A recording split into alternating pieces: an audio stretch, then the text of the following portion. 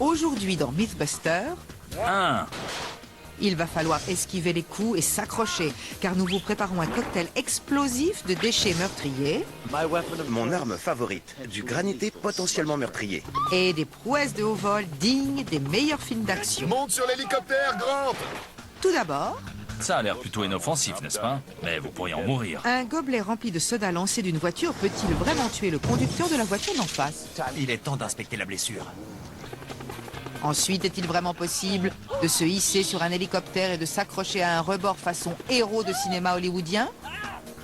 J'aimerais rencontrer le héros capable de s'accrocher à ça.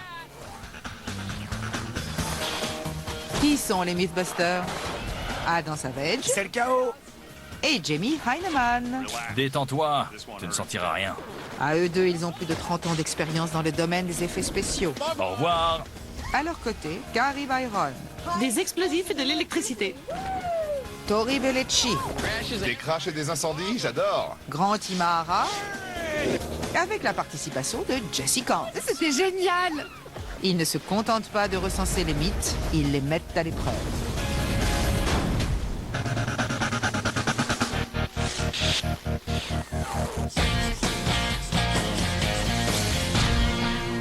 Ferme les yeux. Je vais te peindre un tableau avec des mots. Ok. Je suis dans ma voiture sur l'autoroute et je viens de m'acheter un soda servi dans un gobelet en polystyrène. Sauf qu'on ne m'a pas donné celui que j'avais commandé. Oh, t'aimes pas ça? Je sais. Du coup, je balance le soda par la fenêtre, vu que je suis un crétin. Le gobelet frappe une voiture qui roule dans le sens inverse, toujours sur l'autoroute, traverse le pare-brise juste au niveau du conducteur qui meurt sur le coup. Un gobelet en polystyrène peut faire ça? Ça m'étonne aussi. C'est dingue. Comme si jeter ces déchets par la fenêtre ne suffisait pas, le méchant de ce mythe aurait tué le conducteur d'une voiture d'en face avec un gobelet en polystyrène rempli de soda.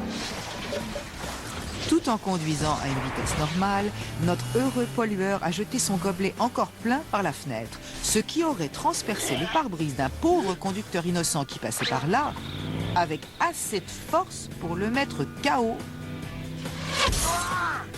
pour toujours. D'accord. Maintenant, c'est moi qui vais te peindre un tableau avec des mots. Je te préviens, je ne ferme pas les yeux. Pas de problème, ça ne sera pas long. Et si on fabriquait un canon qui propulse des gobelets de soda? Non? Vraiment? J'imaginais plutôt deux voitures avançant dans des directions opposées comme pour une joute et des jets de gobelets par la fenêtre. Un peu de patience, on fera ça à la fin. Mais d'abord, il faut déterminer ce qui se trouve dans le gobelet. Du soda avec des glaçons, juste des glaçons, du granité. Il faut savoir quel contenu est le plus puissant et le plus adapté. Bon, d'accord. Je savais que ça te plairait. Donc, avant le lancer de déchets sur autoroute, Je crois que je l'ai touché! Adam et Jamie vont s'armer d'un canon à air d'intérieur de la taille d'un grand collisionneur de hadrons. Enfin presque. Ça fera l'affaire. Ils cherchent à savoir quel contenu aura le plus de force à l'impact.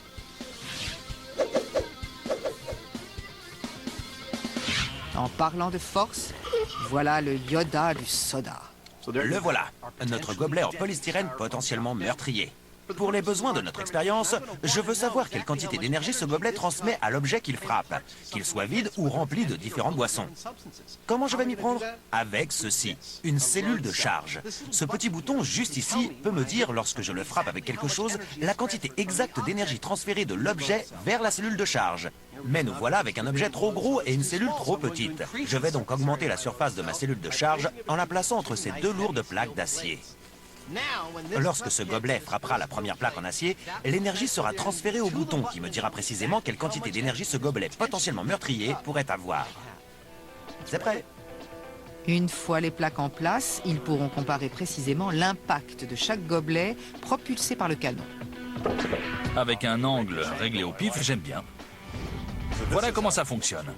C'est un réservoir sous pression fabriqué exprès avec une valve à action rapide intégrée. Lorsque nous ouvrons cette valve, tout l'air du réservoir sort à haute vitesse et se dirige tout droit dans le canon. Notre gobelet est éjecté au bout, frappe cette plaque contre la cellule de charge. C'est du gâteau. Une boisson pour accompagner le gâteau? Toute cible doit être personnalisée. Et... Jamie est donc la lumière au bout du tunnel.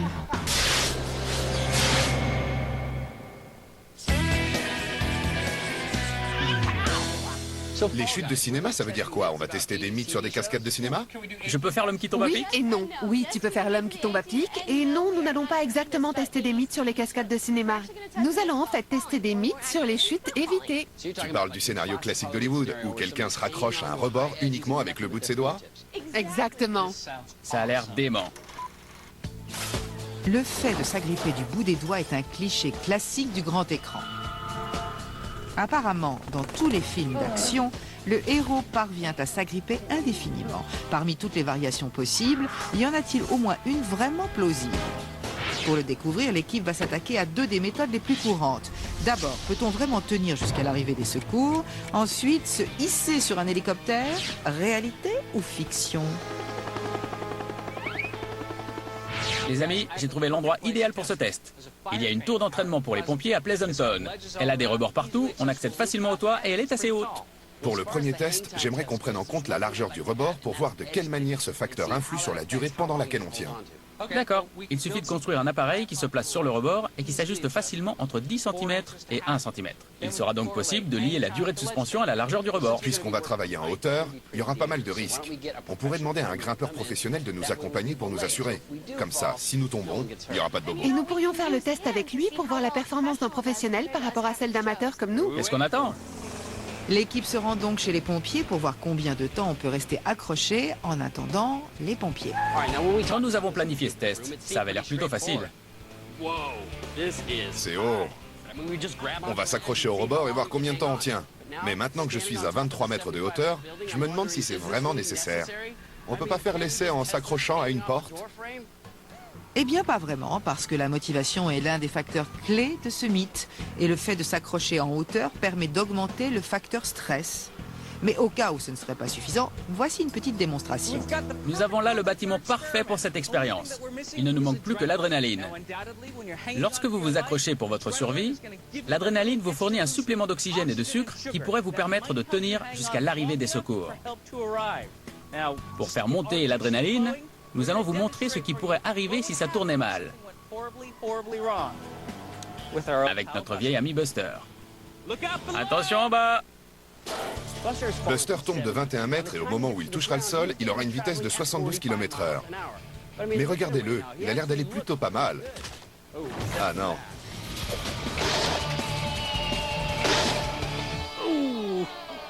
Et les producteurs pensaient que ça allait nous motiver? Ça va pas bien dans leur tête. Maintenant que notre équipe a les nerfs en plot, examinons le programme.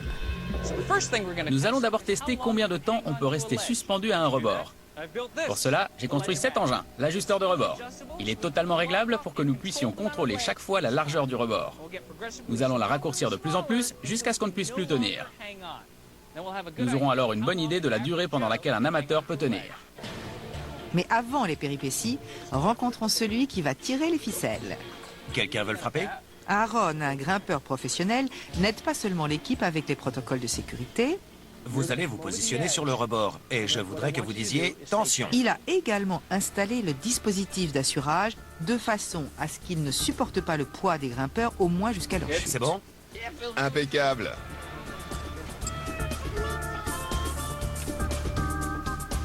Tori, c'est toi le cobaye. Dans les films, les rebords ont des formes et des dimensions différentes.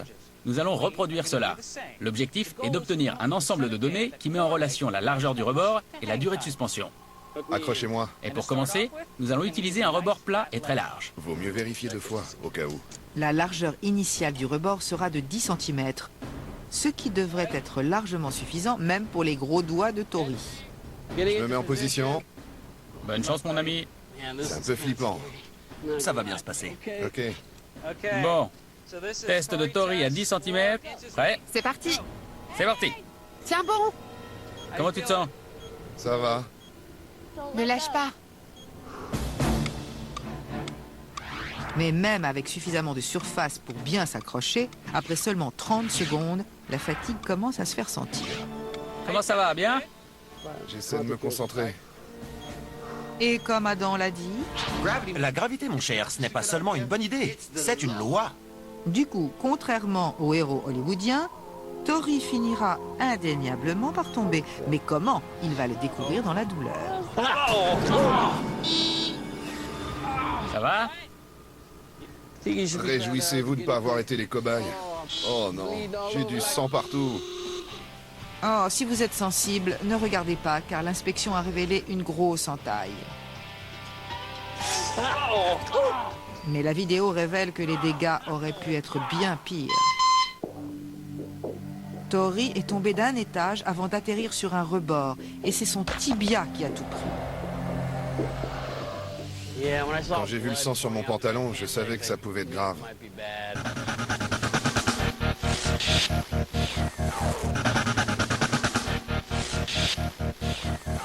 Un gobelet de soda lancé d'une voiture en marche peut-il traverser votre pare-brise et vous tuer? Pour le découvrir, Adam et Jamie veulent d'abord savoir quel contenu potentiel est le plus puissant à l'impact. Comment? À voir Adam s'affairer, ça va être scientifique. Il va y en avoir partout. Alors, je vais prendre des précautions. Une fois que l'atelier ressemble bien à une scène de crime, l'expérience peut commencer. Mais avant cela, les Mythbusters veulent régler la vitesse du canon de manière à ce qu'elle simule celle des deux voitures circulant en sens inverse sur une autoroute, soit un total de 210 km/h.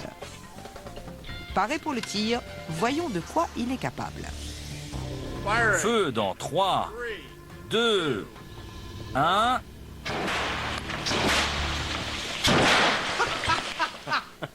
C'était vraiment puissant. Et effectivement très puissant et très rapide. 306 km/h. Et nous ne sommes qu'à 1,4 bar. C'est un peu trop rapide pour nous. Pour le deuxième essai, Jamie a une idée astucieuse pour compenser les différences de masse des gobelets.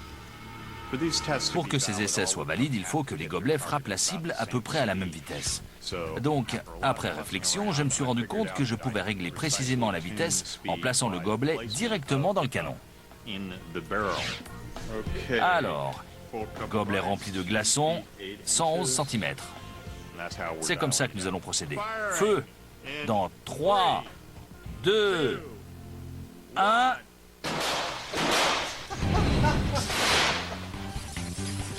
La vitesse finale était de 216 km/h. Parfait.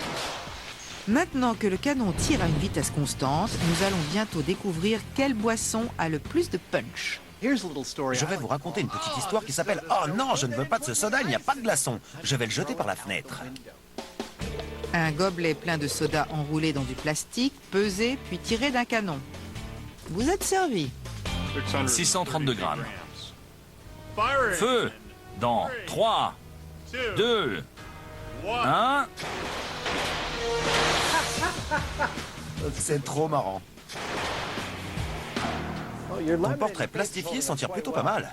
Je vois ça. Tu devrais faire ça en vrai. Me faire plastifier le visage? Ouais.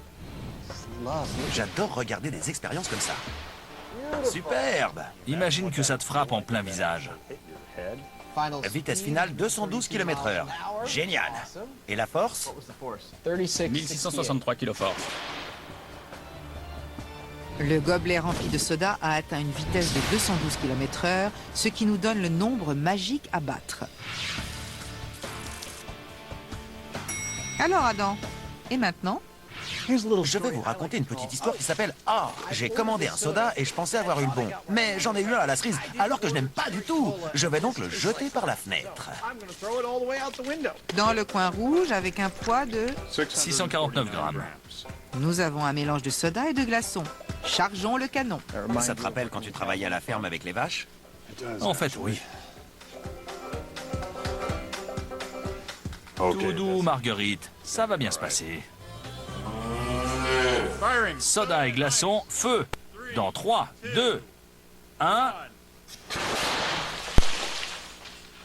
Ça ne va pas marcher. Non.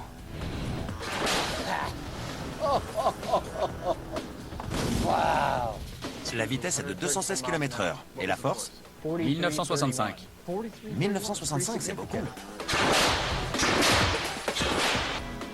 Intéressant. Malgré une légère différence de masse, la différence de force à l'impact est relativement importante. La suite au menu du chaos. Du granité bleu. En gros, c'est un mélange de glace pilée et de liquide.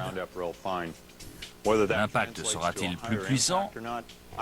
Je n'en sais rien. Je pense que tout est une question de masse, mais on va faire l'essai pour le découvrir.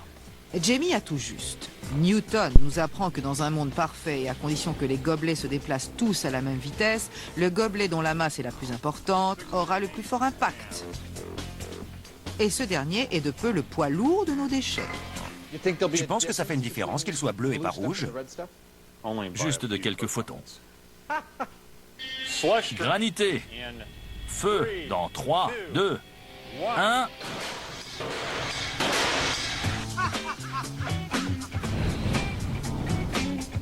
C'est puissant. C'est pour ça que t'as les lèvres bleues. Génial! La vitesse parfaite, 216 km/h. David, quelle était la force? 1989. Sans blague? J'espérais que ce soit le cas. Bon, le granité a remporté le concours des sodas. Mais pourquoi? La masse pourrait y être pour quelque chose. Ou alors, il se pourrait que le mélange du granité, composé de glace fine et de liquide, lui permette de transférer davantage d'énergie cinétique à la cible que ses concurrents. En tout cas, nous avons un vainqueur. La boisson qui frappe le plus fort et le plus joliment est le granité.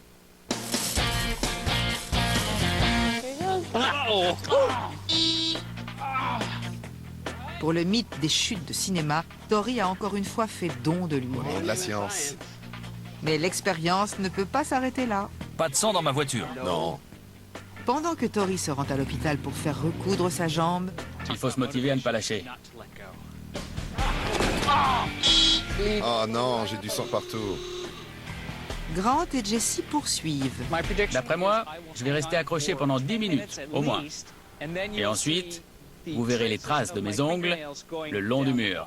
Avec l'adrénaline à son comble et le rebord qui s'amenuise, 7,5 cm. Grant Imahara dit Grant à la poigne d'acier est accroché au rebord. Je me mets en place. C'est bon? Go. Avec un rebord de 7 cm et demi de largeur et un style hors du commun, son temps est similaire à celui de Tori. Ok, je vais lâcher. 1 minute et 3 secondes. C'est vrai? C'est assez cohérent. Les temps sont cohérents, mais souvenez-vous que dans le mythe, le héros reste accroché indéfiniment. Est-ce que j'ai l'air lourd dans ce harnais? Et nos amateurs tombent inexorablement. Bon, prête pour 5 cm? Regarde, le bout de mes doigts ne fait même pas 5 cm de long. Évidemment que je suis prête. C'est bon. Le chrono est en marche. Malgré la diminution de la largeur, Jessie a suffisamment de place pour se tenir et une fois encore, son temps se situe aux alentours de la minute. 1 minute 6. Pas mal. Ah oui. Il commence à glisser. Oui, je lâche. Bien joué. 1 minute 17. Nous en sommes à la moitié de nos essais. Pour l'instant, nous avons déterminé une durée moyenne pour un amateur de 60 secondes. 5 cm, c'est pas si terrible. J'ai tenu plus d'1 minute. On va réduire la largeur à 2,5 cm. Et là, ça va vraiment commencer à être difficile. On va voir. À 2,5 cm, les hommes ne peuvent plus s'accrocher que par le bout des doigts. Jessie va découvrir si se retenir à ces petits centimètres est vraiment réaliste. Ça fait beaucoup plus mal. Tiens bon, Jessie. Je lâche. 33 secondes. C'est vraiment beaucoup plus dur. Vraiment? Oui. En effet, Jessie a tenu 2 fois moins de temps que pendant l'expérience précédente, lorsque la largeur du rebord n'importait pas. Ce qui n'est pas bon signe pour Grant, car il est le suivant et le rebord disparaît. Mes amis, vous avez là 1,3 cm. Et je ne vais pouvoir m'accrocher qu'à ça. Je prédis beaucoup de souffrance. Mais pas pour très longtemps. C'est parti. Voilà. Mais avec toute la volonté du monde, sa poigne d'acier ne peut pas grand-chose. Bon sang, c'est fou. Car il ne peut tout simplement pas s'accrocher. Prête? Je suis plus que prête. Rien du tout. Même pas une seconde. En voilà la preuve. J'adorerais rencontrer le héros capable de s'accrocher à ça. On essaye de se motiver en se disant « Je dois m'accrocher, sinon je vais tomber ou mourir. » Mais ce n'est pas une question de volonté à 1,3 cm. Dès que j'ai posé la deuxième main, d'un coup, tous mes doigts ont lâché et je suis tombé. C'était si rapide que ça. C'est impossible. Ainsi, en contradiction totale avec le film, si vous vous retrouvez accroché par le bout des doigts, vous ne tiendrez pas bien longtemps. Rien du tout. Et même avec une largeur suffisante, ce n'est pas évident. Dans une situation réelle, il vaut mieux espérer que les secours arrivent à l'hollywoodienne en un rien de temps. Mais il s'agit d'un mythe de film d'action. Comment s'en sortirait un héros hollywoodien? On remplace donc nos deux amateurs Grant et Jesse par Aaron, alias Action Man. Je suis là pour ça. Tout d'abord, Aaron s'attaque au rebord de 2,5 cm. C'est bon, allez-y. Le chrono est en marche. Et il améliore considérablement le temps de Jesse. Vous tremblez. 48 secondes. Pas mal. Mais le plus impressionnant, c'est sa prestation à 1,3 cm. C'est tout petit, hein? Ouais. Rappelez-vous que Grant n'a même pas tenu une seconde. Ok, c'est bon. Il tient. Vous êtes génial. J'arrive pas à y croire.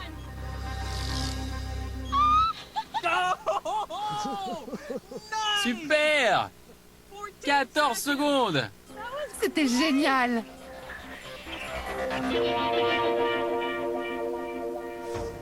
Donc, même si t'es un grimpeur super fort, t'as que 14 secondes avant de tomber d'un rebord tout petit. Oui. Cette idée de pouvoir s'accrocher indéfiniment comme dans les films d'action est complètement bidon. Oui, bidon.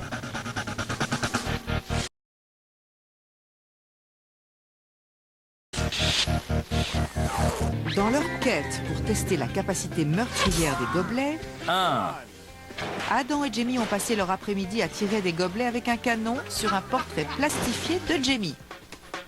Normal. Étonnamment, ton portrait se porte bien. Je réagis rarement quand on me frappe au visage. Jusqu'à présent, ils ont découvert que le granité était la boisson la plus puissante.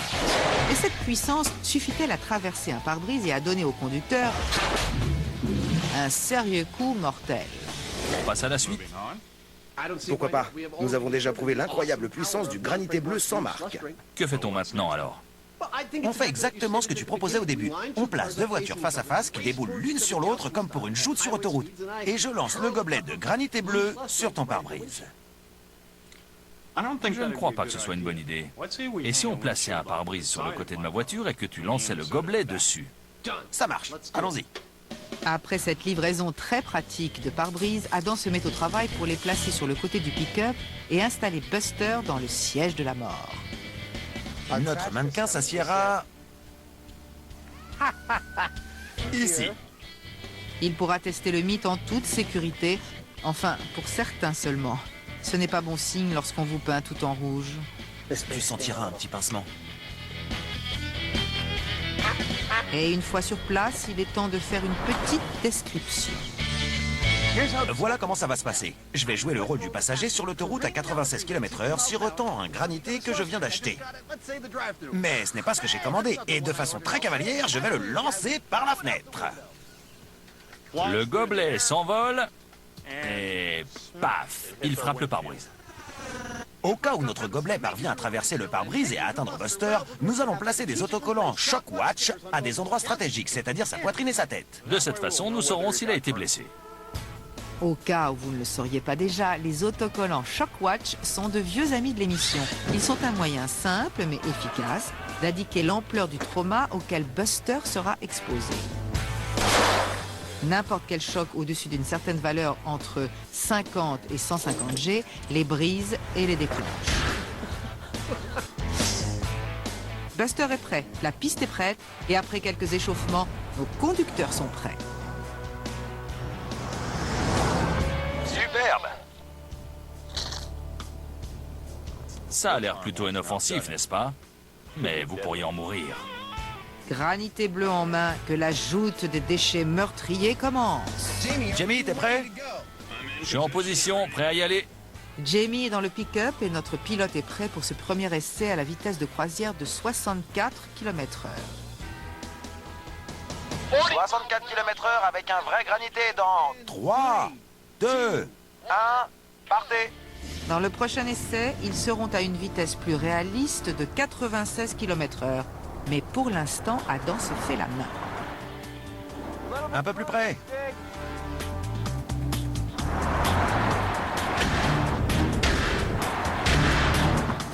Je crois que je l'ai touché. Génial! Je l'ai touché! Regarde ça! Super, et la vitesse n'était que de 64 km/h. À 64 km/h, c'est prometteur. Ce n'était qu'un essai, et je n'ai pas entièrement touché le pare-brise. Mais les dégâts sont quand même importants pour cet essai à basse vitesse. C'est génial! Je crois qu'on peut améliorer ce résultat. Si Jamie se rapproche des cônes, j'atteindrai mieux la cible. J'adore ce dispositif. Pour l'instant, je suis plutôt satisfait.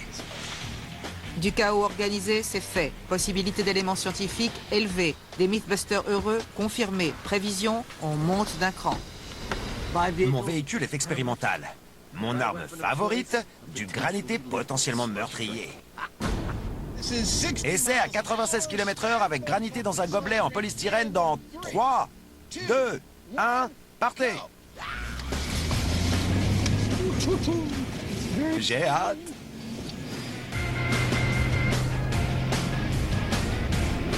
Ça se présente vraiment bien.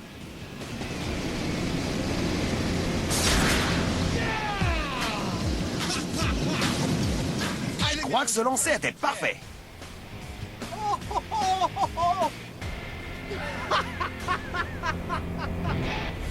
Je ne sais pas pour toi, mais je suis vraiment surpris. En plein dans le mille. Dans le mille. Bien joué. Un lancer parfait. Le gobelet s'est dirigé tout droit sur Buster. Comment s'en sort-il? Je vérifie ses fonctions vitales. Je les vois, ils sont tous intacts. Oui, mais il n'a pas été mortellement blessé. Mais bon sang. Si ça arrivait à ta voiture, tu serais très mécontent. Et très probablement en danger. Sans parler du risque d'accident. Parce que je n'y verrai plus rien. Absolument. Il ne fait aucun doute que l'impact aurait causé un accident. Mais étonnamment, Buster semble avoir échappé à toute blessure directe. Et écoutez bien Jamie, parce qu'il a l'explication. Ce pare-brise, comme tous les pare-brises actuels, est fabriqué en verre feuilleté. Il s'agit de 2 plaques de verre séparées par du plastique caoutchouteux. Comme ça, si le verre explose, comme c'est le cas ici, la membrane maintient l'ensemble. D'ailleurs, on peut voir sur la caméra à haute vitesse comme il s'est bombé à l'impact, sans pour autant être percé. Mais évidemment, tôt ou tard, on finira par percer ce pare-brise.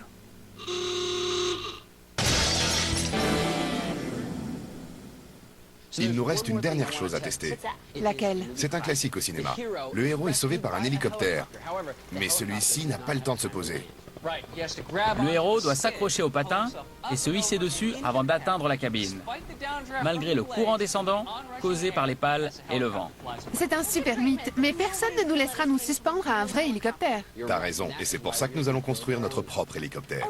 Tu veux dire une imitation d'hélicoptère avec des patins, un gros ventilateur qui souffle à 130 km/h pour simuler la vitesse de croisière d'un hélicoptère. On dirait que tu lis dans mes pensées. Ensuite, nous mesurerons le courant descendant créé par l'hélicoptère pour le convertir en poids. Poids que nous porterons alors pendant l'expérience. Parfait.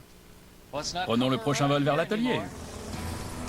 Pour commencer le travail sur ce mythe, Et voilà comment nous fabriquons la tête de Grant. Tori fabrique encore une fois une nouvelle tête pour Grant. Hey, il a un robot! Ça suffit. Nous n'avons pas vraiment parlé du fait que lorsqu'on s'accroche au patin de l'hélicoptère, les pales créent un courant descendant. Cela représente une énorme pression de l'air qui pourrait vous mettre KO. Nous devons donc trouver un moyen de mesurer ce facteur. J'ai là le buste de Grant, qui représente la même surface qu'une personne qui s'accroche au patin.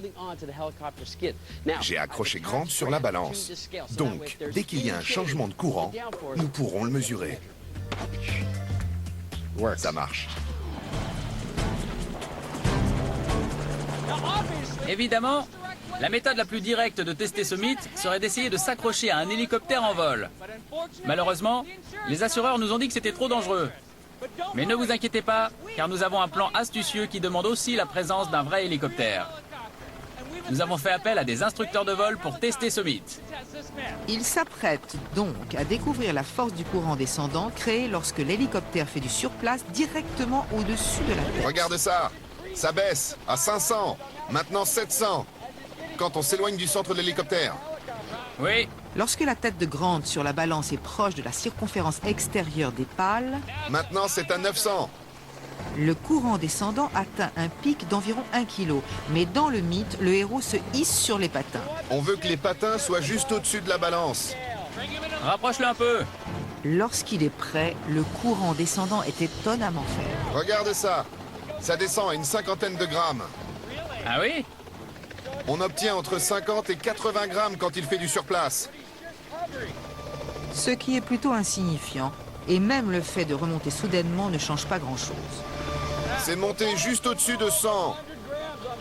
100 grammes, c'est rien. Tes habits pèsent plus que ça.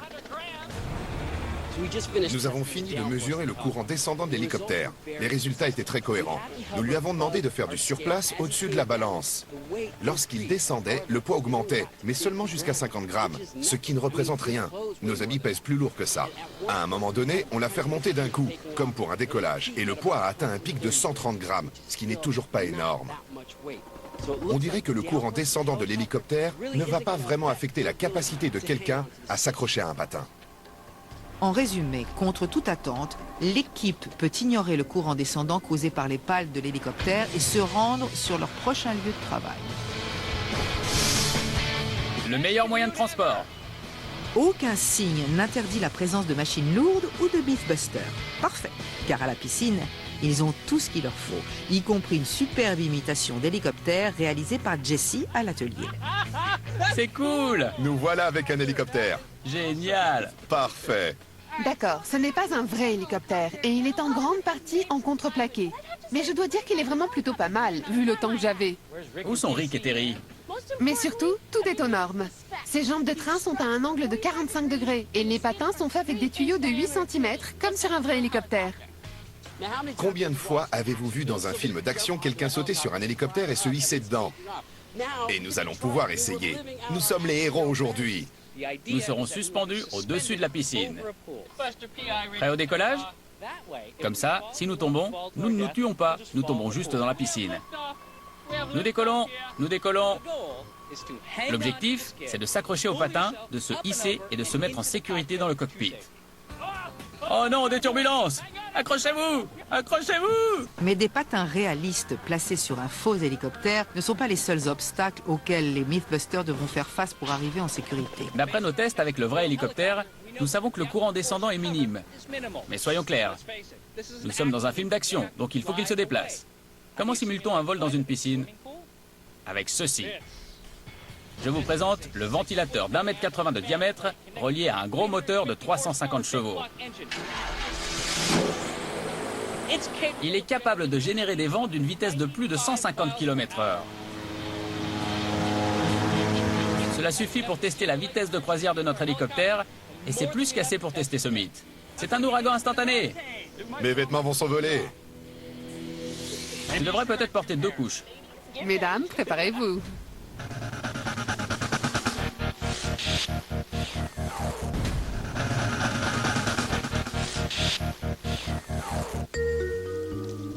Miam, du délicieux granité sans marque de Mythbuster.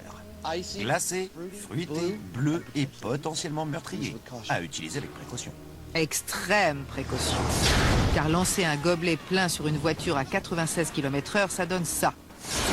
Souvenez-vous, nous le faisons nous pour que vous n'ayez pas à le faire vous. Buster et moi espérons que cela donne une leçon de précaution à quiconque userait à mauvais escient d'un granité.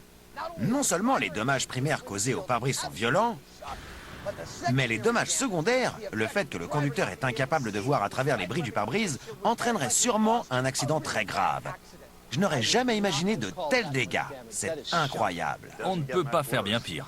Enfin, si vous vous appelez Buster, la situation peut toujours empirer, car ils remettent le couvert.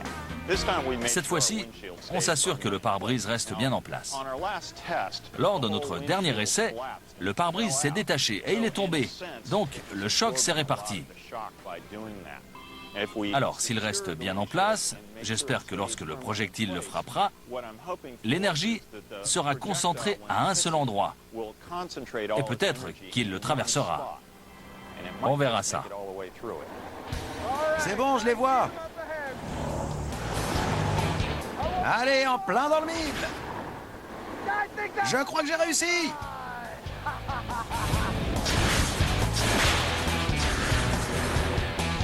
Il est temps d'inspecter la blessure.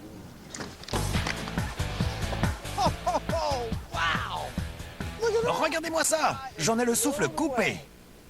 Le gobelet a traversé. Est-ce que le monsieur est touché? On dirait pas.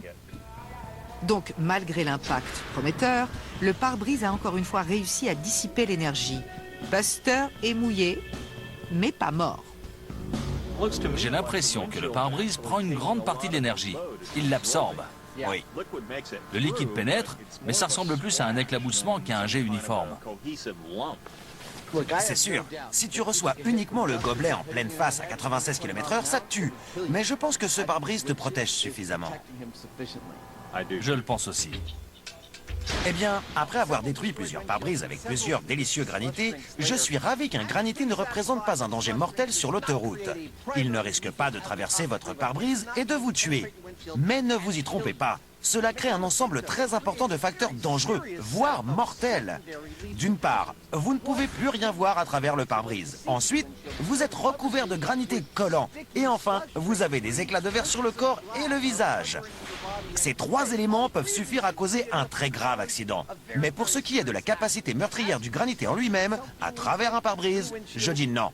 Ce mythe est bidon. Bidon, mais les réjouissances ne sont pas terminées. Nous décollons. Jesse Grant et Tori vont réaliser leur rêve de film d'action. Ils veulent savoir s'il est possible de se hisser sur un hélicoptère façon Hollywood. Voilà ce qui devrait se passer. On s'accroche, mais on ne commence pas à grimper avant d'arriver devant le courant d'air. L'objectif, c'est de grimper sur le patin et de rentrer dans l'hélicoptère sans tomber dans l'eau. Ok, qui commence? Pas moi. Moi non plus. C'est moi qui m'y colle. Ne lui parle pas des piranhas. Je pense que ça va aller. J'ai une bonne technique. Mais je me demande ce que ça va donner avec le vent. En effet, ce sont ces vents à 130 km/h qui simulent la vitesse de croisière d'un hélicoptère, ainsi que la partie inférieure et la structure des patins qui donnent son authenticité à ce test. Mais rien de tout cela ne stoppe Jessie, la cascadeuse. Elle a été habile et rapide, et sa technique semble tout droit sortie du manuel des cascadeuses. Bien joué, on dirait un petit singe. Bravo. Les vents sont assez puissants. Regardez, ils ont déplié les jambes de mon pantalon. Oui, et ton t-shirt a failli s'envoler. Tu ne rigolais pas quand tu disais que tes habits allaient s'envoler? Alors, qui sera capable de reproduire sa prouesse? Prêt? C'était fou. J'étais accroché au patin et au fur et à mesure que ça avançait, je me disais, ça va. Et d'un coup, je suis arrivé au niveau du vent et j'ai cru que j'allais pas y arriver. Et que j'allais tomber dans l'eau. C'était dingue. Dingue, bien sûr, mais aussi très faisable. Et maintenant que Grant réussit à se hisser avec pour seul souci un dysfonctionnement vestimentaire, Monte dans l'hélicoptère, Grant! le mythe et les rêves de grand écran des garçons ont de beaux jours devant eux. Il avait la rage! Je suis en vie. Je suis monté dans l'hélicoptère. Vous avez vu comme son t-shirt remonte? Bon sang, heureusement que son pantalon ne s'est pas fait la malle. Dans tes dents, le héros. Ce test était trop bien, et il est donc possible de se hisser sur un hélicoptère en vol. Oui, mais ce n'est vraiment pas aussi facile que ça en a l'air dans les films d'action. Pour l'instant, ce mythe sur les chutes de cinéma a l'air vrai. Je crois qu'on s'en est plutôt bien sorti pour de simples amateurs.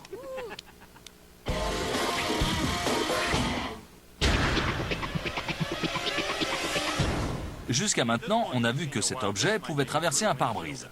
Mais lorsque c'est le cas, l'impact n'est pas assez fort pour tuer quelqu'un. Ce qui entraîne la question suivante. Quel objet en serait capable? C'est là que ceci entre en jeu. Allons-y! Qu'est-ce qui va arriver à Buster? Laissez-moi vous dire que je serais terrifié à l'idée de voir ça traverser mon pare-brise. Encore une fois parmi tant d'autres, je me demande bien ce que je suis en train de faire. Bon, pour faire court, Adam est en train de rater son tir. Il le rate même plusieurs fois. Et même s'il parvient à toucher le pare-brise, c'est encore raté. Mais ils sont tenaces, les Yoda des sodas. C'est ma dernière chance. Vais-je y arriver? Le lancer sera-t-il précis? Bon sang, je l'espère. Je crois que j'ai réussi. Cible probablement touchée. Le projectile a enfin touché le pare-brise, mais comme Adam utilise tous les dons sportifs qui lui ont été donnés à la naissance, c'est-à-dire aucun, le tir a dévié. L'impact près du cadre a endommagé le verre, mais n'a pas inquiété Buster. L'équipe commence à manquer de pare-brise. Il faut donc trouver une méthode de lancement un peu plus précise. Ce n'est pas un tir parfaitement centré, mais je crois que Jamie a une solution qui, d'après lui, devrait être plus précise que mes lancers et mes espoirs réunis. J'ai hâte de voir ça. À l'atelier, pendant que Adam préparait le cadre du pare-brise, Jamie avait l'air de bien s'amuser.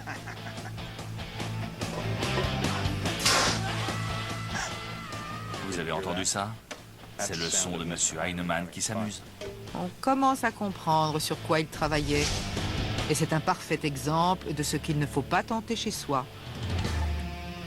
C'est assez simple. Nous avons ici un réservoir d'air, qui est en fait un extincteur modifié, une valve à action rapide, un coude et un tube. Il suffit de placer le soda là-dedans, d'appuyer sur le bouton, et le soda s'envole.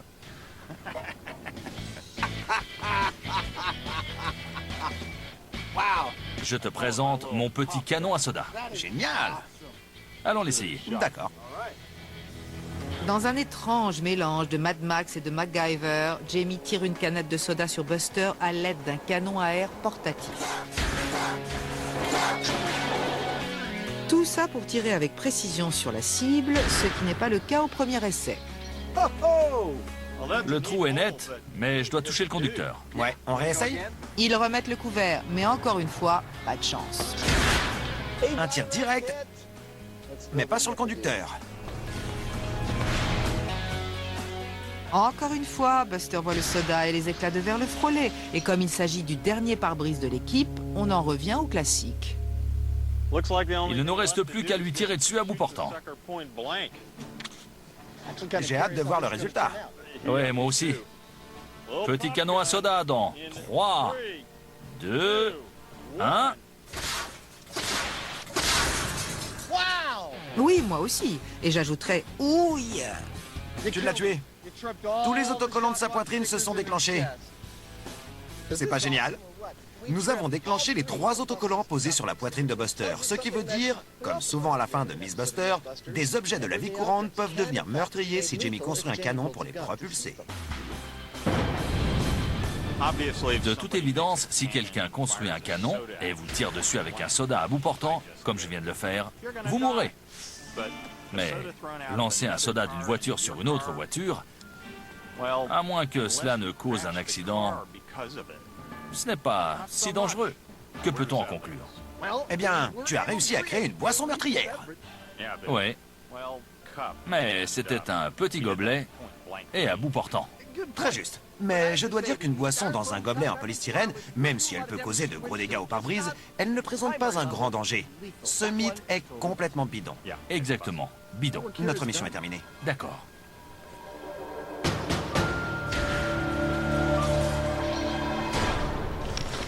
Beau canon, mais tu as des problèmes de précision. Ouais, j'ai besoin d'entraînement.